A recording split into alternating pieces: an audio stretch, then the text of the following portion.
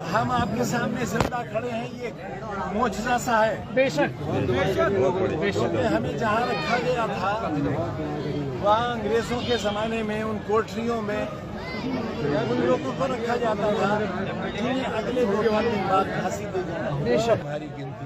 अस्सलामु अलैकुम सामीन, यकुम रबीउल सानी की तारीख़ शुरू हो चुकी है, 23 सितंबर है।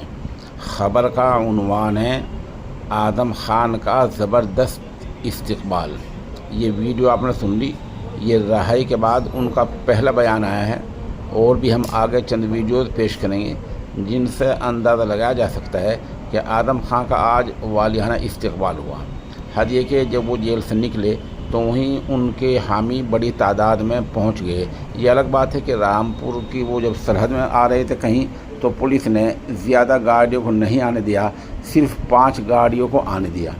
पुलिस इस तरह करके क्या चाहती है ये वही जानती है। आदम ख़ान 23 महीने बाद जेल से बाहर आए हैं, उनका बड़ा इस्तिक़बाल हुआ है। जो लोग अटकलें लगा रहे थे वो किसी और पार्टी में जा सकते हैं, फ़िलहाल वो अटकलें बंद हुई हैं क्योंकि आदम ख़ान ने वाज़ेह कर दिया है कि वो समाजवादी पार्टी के साथ ही हैं।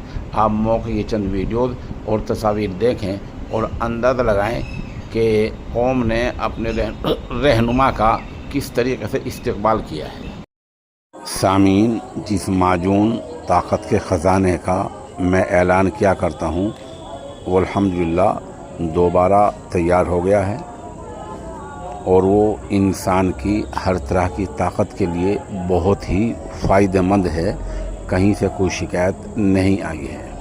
हमारे नंबर 96 27 70 90 14 पर रब्ता किया जा सकता है।